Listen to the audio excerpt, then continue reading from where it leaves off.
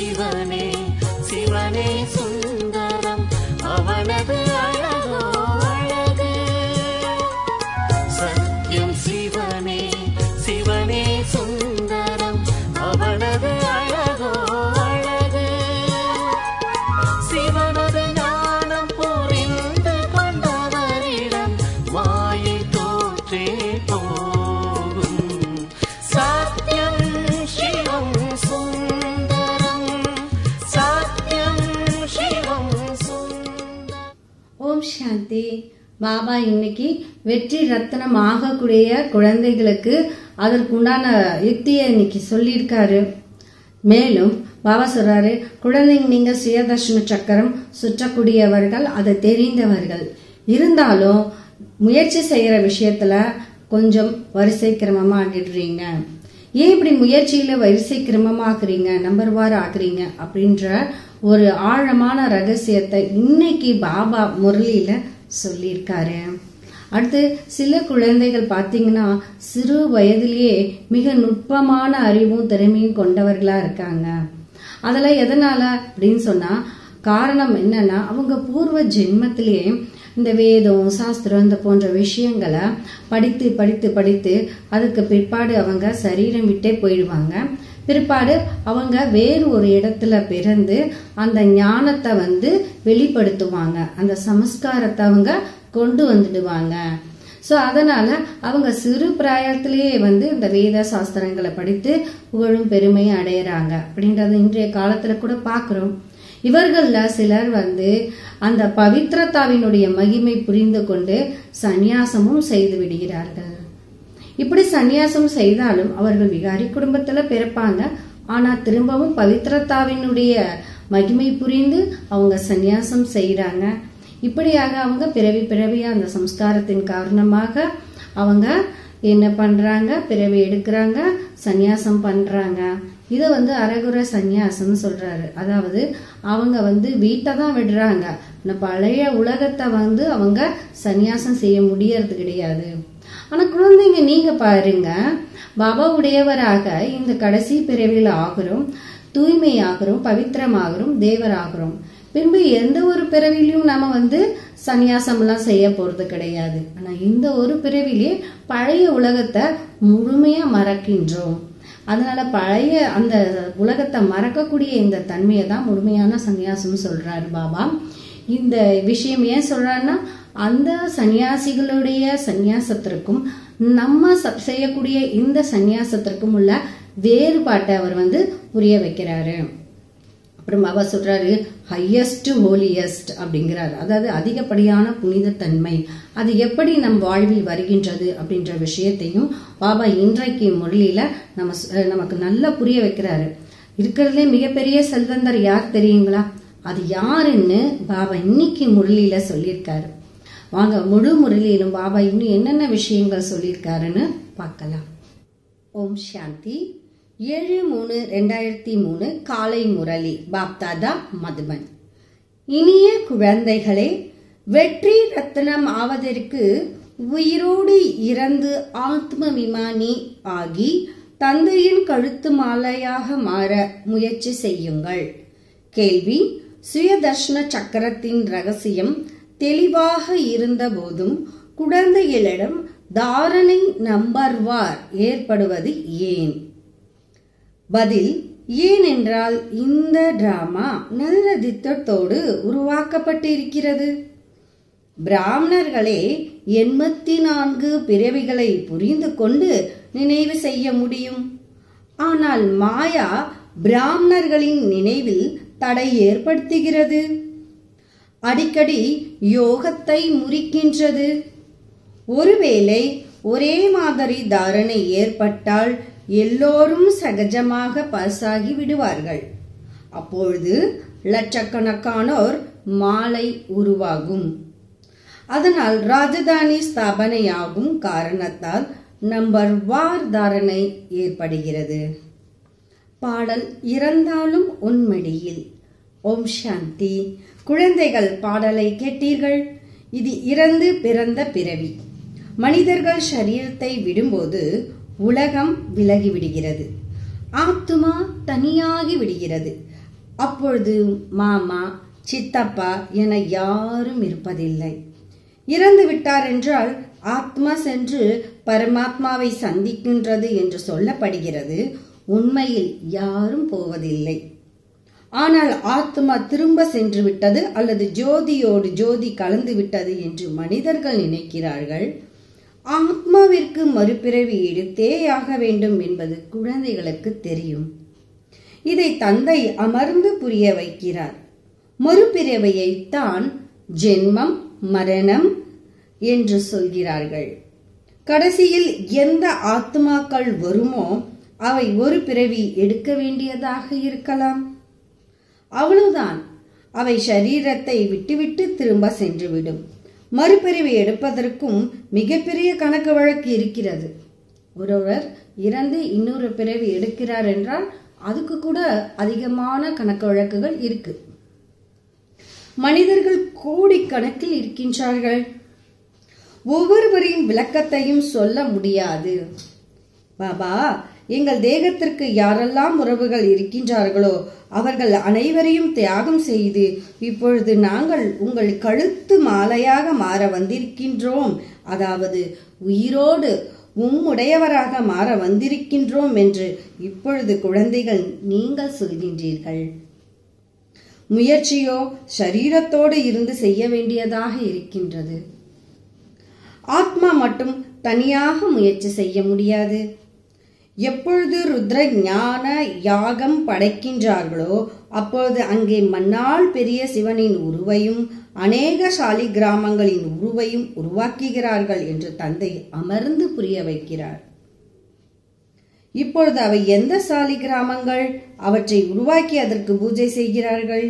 இவர் பரம்பிதா பரமாத்மா என சிவனை புரிந்து கொள்கிறார்கள்.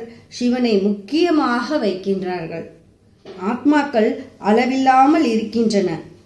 அதனால் அவர்களும் சாலி கிராமங்களை அதிகம் உருவாக்குகிறார்கள். 10,000 அல்லது 1,00,000 சாலி கிராமங்களையும் உருவாக்குகிறார்கள். ஒவ்வொரு நாளும் உருவாக்கி பின்னர் உடைத்து பின்னர் உருவாக்குகிறார்கள். உடைக்கிறது, உருவாக்குறது, அதற்கு அதிக உழைப்பு தேவை. இப்பொழுது அந்த பூஜாரிக்கோ அல்லது யாகத்தை படைப்பவருக்கோ இவர்கள் யார் என்பது தெரியாது. இத்தனை ஆத்மாக்களும் பூஜைக்கு தகுதி உடையவர்களா என்ன? இல்லை. நல்லது, பாரதவாசிகளுக்கு 33 கோடி சாலி கிராமங்களை உருவாக்குவதாக வைத்துக் கொள்வோம். அப்படியும் செய்ய முடியாது. ஏனென்றால் எல்லோரும் தந்தைக்கு உதவி செய்வதில்லை. இது புரிந்து கொள்ள மிக ஆழமான விஷயங்கள். ருத்ர யாகத்தை படைக்க 4-5 லட்சம் ரூபாய்கள் செலவு செய்கிறார்கள் உலகத்துல. நல்லது, இப்பொழுது சிவன் பரம்பிதா பரமாத்மா என்பது சரி. மற்றபடி இத்தனை சாலி கிராமங்கள் எந்த குழந்தைகள் அவர்களுக்கு பூஜை செய்கிறார்கள்? இந்த நேரம் குழந்தைகள் நீங்களே தந்தையை அறிவீர்கள், மேலும் உதவி செய்கிறீர்கள். இப்ப சாலி கிராமங்கள்னா யாரு? யார் பாபாவுக்கு நெருங்கிய அளவுக்கு நல்ல புருஷார்த்தம் பண்றாங்களோ அந்த குழந்தைகள். பிரஜைகளும் உதவி செய்வார்கள் தானே. சிவபாபா யார் நினைவு செய்கிறார்களோ அவர்கள் சொர்க்கத்திற்கு வருவார்கள். யாருக்கும் ஞானம் கொடுக்கவில்லை என்றால் சொர்க்கத்திற்கு வருவார்கள். அவர்கள் எண்ணற்றவர்களாக இருப்பார்கள். இப்ப ஞானம் கொடுக்கறவங்களும் சொர்க்கத்துக்கு வருவாங்க. பாபா குழந்தையாய் ஞானம் கொடுக்கலனாலும் சொர்க்கத்திற்கு வருவாங்க. ஆனால் முக்கியமானவர்கள் 108 பேர். மாமாவை பாருங்கள், அவர் எவ்வளவு நல்ல ரத்தினமாக இருக்கிறார். அவருக்கு எவ்வளவு பூஜை செய்கிறார்கள். இப்பொழுது குழந்தைகள் நீங்கள் நிச்சயம் அபிமானியாக மாற வேண்டும். ஜென்ம ஜென்மங்களாக நீங்கள் தேக அபிமானத்தில் இருந்து வந்தீர்கள். நான் ஆத்மா பரம்பிதா பரமாத்மாவின் குழந்தை என்று சொல்பவராக எந்த மனிதரும் இருப்பதில்லை. குழந்தை என்றால் அவரது முழு பயோகிராஃபியும் தெரிந்திருக்க வேண்டும். பயோகிராஃபினா வரலாறு. பரலோக தந்தையின் பயோகிராஃபி மிகச் சிறந்தது. பாபா இப்பொழுது உயிரோடு இறந்து நாங்கள் உங்கள் கழுத்து மாலையாக மாறுவோம் என்று குழந்தைகள் சொல்கிறீர்கள். ஆத்மாக்களுக்கும் மிகப்பெரிய மாலைகள் இருக்கின்றன. அப்படி மனித சிருஷ்டிக்கும் மிகப்பெரிய மாலை இருக்கிறது. பிரஜாபிதா பிரம்மா முக்கியமானவர். அவரை ஆதாம், ஆதிதேவர், மகாவீரர் என்று சொல்கிறார்கள். இப்பொழுது இவை மிக ஆழமான விஷயங்களாக இருக்கின்றன. ஆத்மாக்கள் நாம் அனைவரும் ஒரு நிராகார தந்தையின் குழந்தைகள் என்பதை இப்பொழுது நீங்கள் புரிந்து கொள்கிறீர்கள். இந்த மனித சிருஷ்டியில் எல்லா பிரிவுகளும் இருக்கின்றன. இது ஜியாலஜிக்கல் மரம், மனித மரம் சொல்லுவாங்களே, ஜியாலஜிக்கல் மரம் அப்படின்னு இங்கிலீஷ்ல சொல்லுவாங்க. உயிரோட்டமுள்ள ஒரு மரம் என்று சொல்கிறார்கள். எப்படி அகர்வால் என சர்நேம் இருக்கிறது, பின்னர் அவரது குழந்தைகள் பேரர்கள் எல்லாரும் அகர்வாலாக இருப்பார்கள். அப்படி பிரிவை உருவாக்குகிறார்கள் தானே. ஒருவரிலிருந்து அதிகமாகி பெரிய மரமாகிறது. ஒரு ஃபேமிலி இருக்குன்னா அவங்க அந்த சர்நேம் போட்டாங்கன்னா அதுக்கப்புறம் அவர்களுடைய வாழியாக நிறைய பேர் அது போல அந்த சர்நேமோட இருக்காங்க. அது போல பாபா சொல்றாரு, நம்மளுடைய இந்த மனித மரம் கூட அதிகமாயிடுச்சு. ஆத்மாக்கள் யாராக இருந்தாலும் அவர்கள் சிவபாபாவின் கழுத்து மாலையாக இருக்கிறார்கள். அவர் அழியாதவர். பிரஜாபிதா பிரம்மாவும் இருக்கிறார். புதிய உலகம் எப்படி படைக்கப்படுகிறது? பிரளயம் ஏற்படுகிறதா என்ன? இல்லை. உலகம் எப்பொழுதும் இருக்கிறது. எப்பொழுது பழையதாகின்றதோ அப்பொழுது தந்தை வந்து அதை புதியதாக மாற்றுகிறார். நாம் புதியவரிலும் புதியவராக இருந்தோம் என்பதை இப்பொழுது நீங்கள் புரிந்து கொள்கின்றீர்கள். நமது ஆத்மா பவித்திரமாக புதியதாக இருந்தது, தூய்மையான தங்கமாக இருந்தது. அதிலிருந்து ஆத்மாக்கள் நமக்கு நகையும் அதாவது சரீரமும் தங்கமாக கிடைத்தது. அதை கல்பமரம் போன்ற உடல் என்று சொல்கிறார்கள். இங்கே மனிதர்களின் சராசரி ஆயுள் 40-45 வருடங்களாக இருக்கின்றன. ஒரு சிலருக்கு 100 வயது வரை இருக்கிறது. அங்கே உங்கள் ஆயுள் சராசரி 125 வருடங்களுக்கு குறைவாக இருப்பதே இல்லை. உங்கள் ஆயுளை கல்ப விருட்சத்திற்கு சமமாக மாற்றுகிறார். ஒருபோது அகால மரணம் ஏற்படாது. ஆத்மாக்கள் நீங்கள் சிவபாபாவின் குழந்தைகள். பிரம்மா மூலமாக நிச்சயம் பிராமணர்கள் பிறப்பார்கள். அவர்கள் மூலமாக பின்னர் பிரஜைகள் படைக்கப்படுவார்கள். முதலில் நீங்கள் பிராமணர்கள் ஆகிறீர்கள்.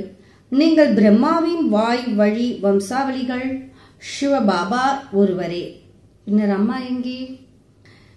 இது மிக ஆழமான ரகசியம். நான் இவர் மூலமாக வந்து குழந்தைகள் உங்களை தத்தெடுக்கின்றேன் அப்படின்னு பாபா சொல்றார். அதனால் நீங்கள் பழைய உலகத்தில் இருந்து உயிரோடு இறந்து போகின்றீர்கள். அவர்களும் தத்தெடுக்கின்றார்கள். அவர்கள் செல்வத்தை கொடுப்பதற்காக தத்தெடுக்கின்றார்கள். சொர்க்கத்தின் ஆஸ்தி கொடுப்பதற்காக தந்தை தத்தெடுக்கின்றார். தகுதி பெற வைக்கின்றார். கூடவே அழைத்து செல்வார். அதனால் இந்த பழைய உலகத்தில் இருந்து உயிரோடு இறந்து போக வேண்டும். இல்லற விவகாரத்தில் இருந்து கொண்டே பவித்திரமாகி பாபா உடையவராக மாற வேண்டும்.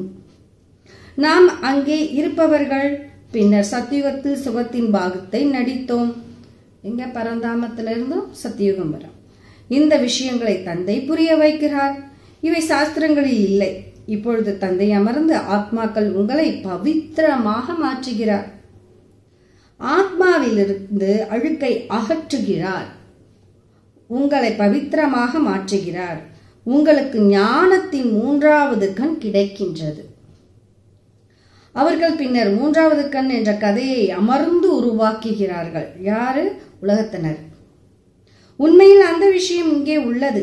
உங்களுக்கு பிரம்மாண்டத்திலிருந்து ஆரம்பித்து முழு சிருஷ்டியின் முதல் இடை கடைசியின் எல்லா சமாச்சாரமும் கிடைத்து விடுகிறது. எல்லா விஷயமும் தெரியும். தந்தை ஒருமுறை மட்டுமே வந்து புரிய வைக்கிறார். சன்னியாசிகள் மறுபிரிவு எடுத்துக்கொண்டே இருக்கிறார்கள். இவர் வந்து குழந்தைகளுக்கு பாடம் கற்பிக்கிறார். இது புதிய விஷயமாக இருக்கிறது. சாஸ்திரங்களில் இந்த விஷயங்கள் இல்லை. இது மிகப்பெரிய கல்லூரியாக இருக்கின்றது. ஒரு வாரம் நல்லபடியாக புரிந்து கொள்ள வேண்டும் என்பது நியமம். பட்டியில் அமர வேண்டும். கீதையின் பாடத்தை அல்லது பாகவத பாடத்தை ஒரு வாரம் வைக்கிறார்கள். அப்படி 7 நாள் பட்டியில் அமர வேண்டும். எல்லோரும் விகாரிகளே. சன்னியாசி வீடு வாசலை விட்டுவிட்டு நிர்விகாரி ஆகிறார். இருந்து விகாரத்தின் மூலமாக பிறவி எடுத்து பின்னர் விகாரமற்றவராக மாறுவதற்கு சந்நியாசம் செய்கிறார். சிலர் மறுபிறவியும் ஏற்றுக்கொள்கிறார்கள். ஏனென்றால் உதாரணங்களை பார்க்கிறார்கள். சிலர் அதிக வேத சாஸ்திரங்களை படித்து ஷரீரத்தை விடுகிறார்கள். அவர்கள் அந்த சமஸ்காரத்தின் அடிப்படையில் பிறவி எடுக்கிறார்கள். அப்பொழுது சிறு வயதிலேயே சாஸ்திரங்களை மனப்பாடம் ஆகிவிடுகின்றன. பிறவி எடுத்து தன்னை அப்பவித்திரமாக உணர்ந்து பின்னர் பவித்திரமாக மாறுவதற்கு சந்நியாசம் செய்கிறார்கள். நீங்களோ ஒரே ஒரு முறை பவித்திரமாகி தேவர்கள் ஆகின்றீர்கள். நீங்கள் பின்னர் சந்நியாசம் செய்ய வேண்டியதில்லை. அதனால் அவர்களுடைய சந்நியாசம் அரைகுறையாக இருக்கின்றது தானே. அந்த விஷயங்களை தானும் புரிய வைக்க முடியாது. தந்தை அமர்ந்து புரிய வைக்கிறார். அவர்தான் மிக உத்தம தந்தை. அவருக்கு நீங்கள் குழந்தைகளாகி இருக்கின்றீர்கள். இது பள்ளிக்கூடமாக இருக்கிறது.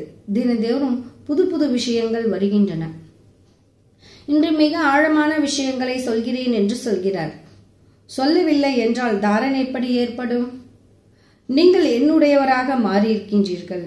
அதனால் ஷரீர உணர்வை விட்டுவிடுங்கள். நான் உங்களை திரும்ப அழைத்துச் செல்ல வழிகாட்டியாக வந்திருக்கிறேன் என்று இப்போது தந்தை அமர்ந்து புரிய வைக்கிறார். நீங்கள் பாண்டவ சம்பிரதாயத்தை சேர்ந்தவர்கள். அவர்கள் உலகிய வழிகாட்டிகள். நீங்கள் ஆன்மீக வழிகாட்டிகள். அவர்கள் உலகிய யாத்திரைக்கு அழைத்துச் செல்கிறார்.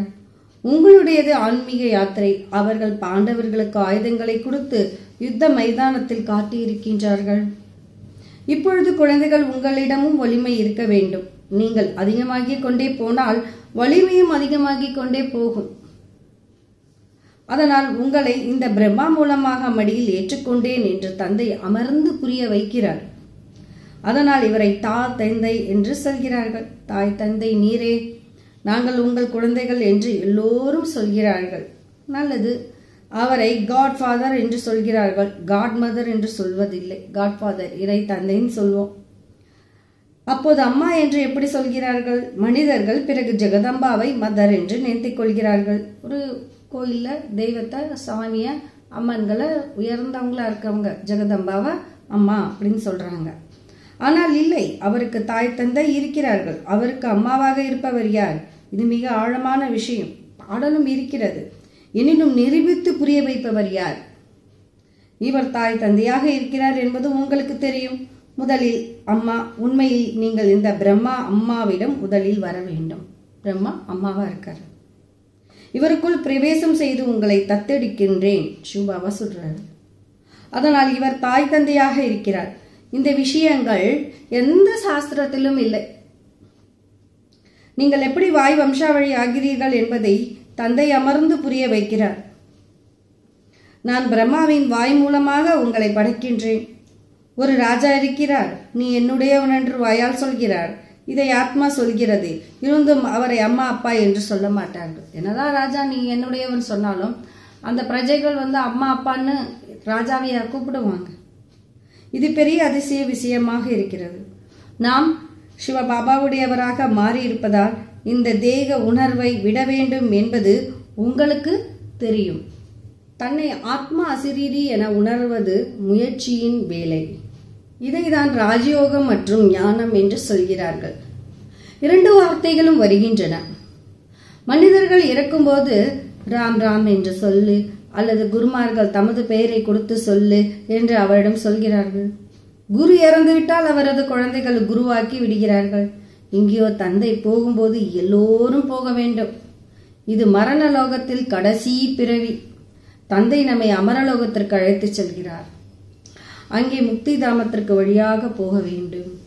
அழிவு ஏற்படும் போது இந்த கலியுகத்தின் பாகம் கீழே செல்கிறது. சத்தியுக பாகம் மேலே வருகிறது என்பது புரிய வைக்கப்படுகிறது. மற்றபடி எதுவும் சமுத்திரத்துக்கு கீழே போவதில்லை. கடல் கீழே போகாது. இங்க குழந்தைகள், நீங்கள் புத்துணர்வு பெறுவதற்காக கடலிடம் வருகிறீர்கள். அந்த கடல் இல்லை. எந்த கடல் கிட்ட வரும்? பாபா சிவபாபா ஞான கடல் கிட்ட வரும். மதுபனுக்கு வராங்க. உலகத்துல கூட என்ன பண்ணுவாங்க? புத்துணர்வு பெறணும் அப்படின்னா என்ன பண்ணுவாங்க? பீச்சுக்கு போறாங்க, கடல் கிட்ட போறாங்க. அது அந்த ஸ்தூல கடல். அதை விட மிக மிக உயர்ந்தவர் பரமாத்மா, ஞானக்கடல். இங்கே நீங்கள் நேரடியாக ஞான டான்ஸை பார்க்கின்றீர்கள். கோப கோபியர் கிருஷ்ணரை டான்ஸ் ஆட வைத்தார்கள் என காட்டுகிறார்கள். இந்த விஷயம் இந்த நேரத்தை சேர்ந்தது. சாதக பறவைகளாக இருக்கும் குழந்தைகளின் முன்னால் முரளி நடக்கின்றது. சாதக பறவைன்னு சொல்றாரு பாபா. சாதக பறவை மழை நீரை மட்டுமே உட்கொள்ளும். அது போல பாபாவுடைய குழந்தைகள் ஞான முரளிக்காக காத்துக்கிட்டு இருக்கோம். குழந்தைகளும் கற்றுக்கொள்ள வேண்டும். யார் எவ்வளவு வேண்டுமானாலும் கற்றுக்கொள்ளலாம். எல்லையற்ற தந்தையிடமிருந்து சொர்க்கத்தின் ஆஸ்தி பெறுங்கள் என்று புரிய வைக்க வேண்டும். ஹே பகவானே என்று சொல்கிறார்கள். அவர் படைப்பவர், நிச்சயம் சொர்க்கத்தை படைப்பார். இந்த ஒரு தந்தை மட்டுமே சொர்க்கத்தை படைக்கின்றார். அது பின்னர் அரை கல்பம் நடக்கின்றது. தந்தை உங்களுக்கு எவ்வளவு ரகசியங்களை புரிய வைக்கிறார். குழந்தைகள் முயற்சி செய்து தாரணை செய்ய வேண்டும். சுய தர்ஷன சக்கரத்தின் ரகசியத்தையும் தந்தை எவ்வளவு தெளிவாக சொல்லியிருக்கின்றார். 84 பிறவிகளின் சக்கரத்தை பிராமணர்களை நினைவு செய்ய முடியும். இந்த புத்தியால் யோகம் வைத்து சக்கரத்தை நினைக்க வேண்டும். ஆனால் மாயா அடிக்கடி யோகத்தை முறித்து விடுகின்றது, தடைகளை ஏற்படுத்துகிறது. சகஜமாக இருந்தால் அனைவரும் பாஸ் ஆகி விடுவார்கள். ரொம்ப சுலபமா இருந்தா பாஸ் ஆயிடலாம். மாலையில் லட்சக்கணக்கானோர் வந்து விடுவார்கள். இந்த டிராமாவை நியமப்படி நடக்கின்றது.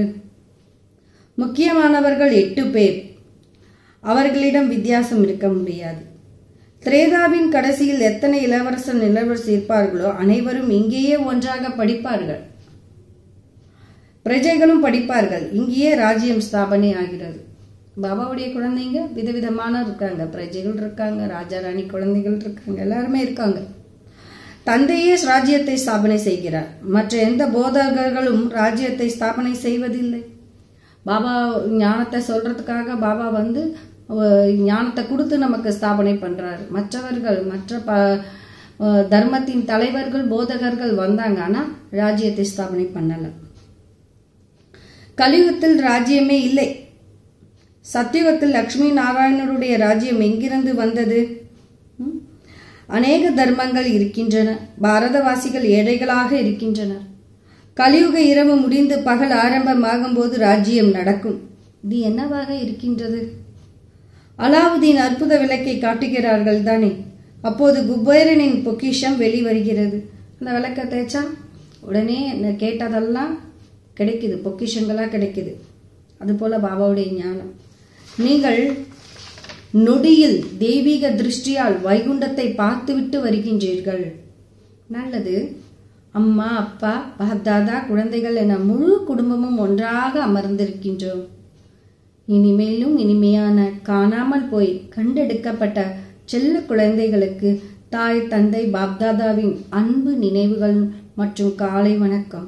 ஆன்மீக குழந்தைகளுக்கு ஆன்மீக தந்தையின் நமஸ்காரம். ஆன்மீக தந்தைக்கு ஆன்மீக குழந்தைகள் நமஸ்காரம். தாரணைக்கான முக்கிய சாரம். முதல் பாயிண்ட், தந்தைக்கு சமமாக அனைவரையும் புத்துணர்வு பெற செய்யும் சேவை செய்ய வேண்டும். சாதக பறவையாகி ஞான டான்ஸ் ஆட வேண்டும். பிறரையும் ஆட வைக்க வேண்டும். இரண்டாவது பாயிண்ட், இந்த சரீரத்தின் உணர்வை விலக்கி பழைய உலகில் இருந்து உயிரோடு இறக்க வேண்டும். அசிரீரியாக இருப்பதற்கு பயிற்சி செய்ய வேண்டும். தன்னை சொர்க்கத்தின் ஆஸ்திக்கு தகுதி பெற செய்ய வேண்டும். விரதானம், ஹோலியின் அர்த்த ஸ்வரூபத்தில் நிலையாக இருந்து உண்மையான ஹோலி கொண்டாடும் ஹையஸ்ட் ஓலியஸ்ட் ஆகுக. ஹோலி நடந்து முடிந்தது என்றால் எது நடந்ததோ அது நடந்துவிட்டது, முடிந்துவிட்டது. எந்த காட்சி நடக்கின்றதோ, அதாவது நடந்து முடிந்திருக்கின்றதோ, அந்த முடிந்ததை முடிப்பதற்கு சதா டிராமா என்ற கேடயத்தை பயன்படுத்துங்கள். எப்பொழுது ஒவ்வொரு நேரமும் முடிந்துவிட்டது என்பது நினைவில் இருக்குமோ அப்போதே ஹோலியின் வண்ணம் நன்றாக படியும்.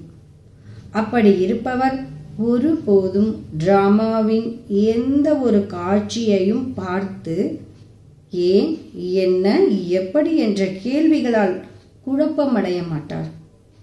சதா ஞான சிந்தனை செய்து தனது ஹோலியஸ்ட் மற்றும் ஹையஸ்ட் நிலையை உருவாக்குவார். ஸ்லோகன்: யாரிடம் பவித்திரத்தின் மிக உயர்ந்த பொக்கிஷம் இருக்குமோ அவரே மிகப்பெரிய செல்வந்தர். உண்மையான செல்வந்தரின் அடையாளம் பவித்திரம். ஓம் சாந்தி.